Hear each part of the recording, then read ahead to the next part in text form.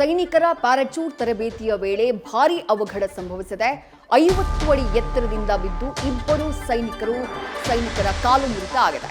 ಬಳ್ಳಾರಿ ಹೊರವಲಯದ ಪಿಡಿಹಳ್ಳಿ ಸಮೀಪ ನಡೆದಿರುವಂತಹ ಅವಘಡ ಇದು. ಕಾಲಿನ ಮೂಳೆ ಮುರಿದು ಇಬ್ಬರೂ ಕೂಡ ಗಾಯಗೊಂಡಿದ್ದಾರೆ. ಗಾಯಗೊಂಡಂತಹ ಇಬ್ಬರನ್ನ ಕೂಡ ಆರ್ಮಿ ಆಸ್ಪತ್ರೆಗೆ ಏರ್ಲಿಫ್ಟ್ ಮಾಡಲಾಗಿದೆ. ಹೆಚ್ಚಿನ ಚಿಕಿತ್ಸೆಗೆ ಬೆಂಗಳೂರಿಗೆ ಕಳುಹಿಸುವಂತಹ ನಿರ್ಧಾರವನ್ನ ಮಾಡಲಾಗಿದೆ ಅನ್ನುವಂತಹ ಮಾಹಿತಿ ಲಭ್ಯವಾಗ್ತಾ ಇದೆ.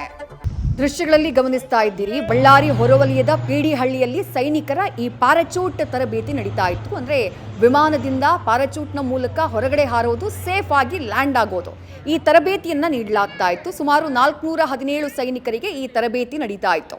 ತರಬೇತಿ ನಡೀತಾ ಇದ್ದಂತಹ ಸಂದರ್ಭದಲ್ಲೇ ವಿಮಾನದಿಂದ ಏಕಾಏಕಿ ಸುಮಾರು 10ಕ್ಕೂ ಹೆಚ್ಚು ಸೈನಿಕರು ಜಿಗಿತಾರೆ, ಹೊರಗಡೆ ಎಜೆಕ್ಟ್ ಆಗ್ತಾರೆ. ಅದಾದ ನಂತರ ಪ್ಯಾರಾಚೂಟ್ ಓಪನ್ ಆಗುತ್ತೆ. ಪ್ಯಾರಾಚೂಟ್ನ ಮೂಲಕ ಪ್ಯಾರಾಚೂಟ್ನ ಬಳಸ್ಕೊಂಡು ಕಂಟ್ರೋಲ್ ಮಾಡಿಕೊಂಡು ಸಾಫ್ಟ್ ಲ್ಯಾಂಡಿಂಗ್ನ ಮಾಡಬೇಕಾಗಿತ್ತು ಅವರು.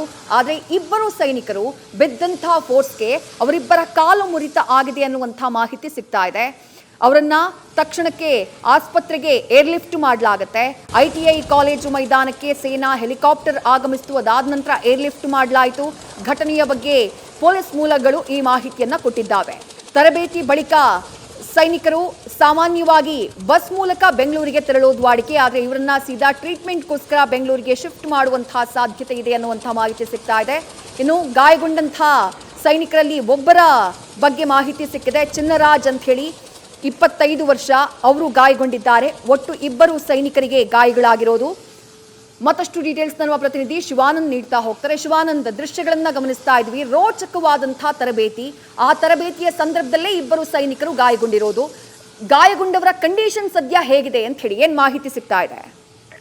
ವಿದ್ಯಾರ್ಥಿ, ಮುಖ್ಯವಾಗಿ ಬಳ್ಳಾರಿ ಹೊರವಲಯದ ಪಿಡಿಹಳ್ಳಿಯಲ್ಲಿ ಆರ್ಮಿ ಅಂದ್ರೆ ವಾಯುಸೇನೆಯಿಂದ ಪ್ಯಾರಾಚೂಟ್ ತರಬೇತಿ ಕಾರ್ಯಕ್ರಮ ಅಂದ್ರೆ ಕಳೆದ 3-4 ದಿನಗಳಿಂದಲೂ ನಡೀತಾ ಇತ್ತು. ಸುಮಾರು 417 ಸೈನಿಕರಿಗೆ ಈ ಒಂದು ಪ್ಯಾರಾಚೂಟ್ ಟ್ರೈನಿಂಗ್ ಅನ್ನ ಅಲ್ಲಿ ನಡೆಸ್ತಾ ಇರುವಂತದ್ದು. ಹಾಗಾಗಿ ಏನು 800 ಅಡಿ ಅಂತರದಿಂದ ಅವರನ್ನ ಅಲ್ಲಿಂದ ಅವರಿಗೆ ತರಬೇತಿಯನ್ನ ನೀಡ್ತಾರೆ. ಅಂದ್ರೆ ವಿಮಾನದ ಮೂಲಕ 800 ಅಡಿ ಎತ್ತರದಿಂದ ಅವರನ್ನ ಅಲ್ಲಿಂದ ಜಿಗುವಂತ ಒಂದು ಕೆಲಸವನ್ನು ಮಾಡ್ತಾರೆ. ಈ ವೇಳೆಯಲ್ಲಿ ಪ್ಯಾರಾಚೂಟ್ ಏನು ಓಪನ್ ಆಗುತ್ತೆ, ಅದರಿಂದ ಅವರು ಸೇಫ್ ಆಗಿ ಕೆಳಗಡೆ ಲ್ಯಾಂಡ್ ಆಗುವಂತ ಒಂದು ಪ್ರೊಸೆಸ್ ಇರುತ್ತೆ. ಈ ಒಂದು ವೇಳೆಯಲ್ಲಿ ಇಬ್ಬರು ಅಂದ್ರೆ ಸೈನಿಕರಿಗೂ ಕೂಡ ಗಾಯ ಆಗಿರುವಂತದ್ದು. ಅಂದ್ರೆ ತರಬೇತಿ ನಿರತ ಏನು ಇಬ್ಬರು ಸೈನಿಕರಿದ್ರು, ಅವ್ರಿಗೆ ಈಗ ಗಾಯಗೊಂಡಿರುವಂತದ್ದು. ಮುಖ್ಯವಾಗಿ 50 ಅಡಿ ಆಳದ ಅಂತರದಲ್ಲಿನೇ ಅವರಿಗೆ ಪ್ಯಾರಾಚೂಟ್ ನಲ್ಲಿ ಒಂದಷ್ಟು ತಾಂತ್ರಿಕ ದೋಷ ಕಾಣಿಸ್ಕೊಂಡಿತ್ತು. ಆಗ ಅದರ ಪರಿಣಾಮವಾಗಿ ಕಾಯ ತಪ್ಪಿ ಕೆಳಗಡೆ ಬಿದ್ದು ಅವರ ಕಾಲಿಗಳಿಗೆ ಈಗ ಅಂದ್ರೆ ಒಂದಷ್ಟು ಗಾಯಗಳಾಗಿರುವಂತದ್ದು. ಹಾಗಾಗಿ ಸೇನೆ ಹೆಲಿಕಾಪ್ಟರ್ ಮೂಲಕ ಅವರನ್ನ ಈಗ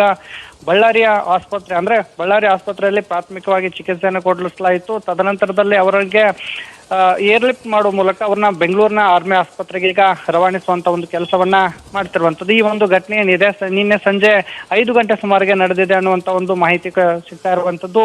ಗಾಯಗೊಂಡಂತ ಓರ್ವ ಚಿನ್ನರಾಜ್ ಅನ್ನುವಂತ ಸೈನಿಕ ಈಗ ಮಾಹಿತಿ ಗೊತ್ತಾಗ್ತಾ ಇರುವಂತದ್ದು.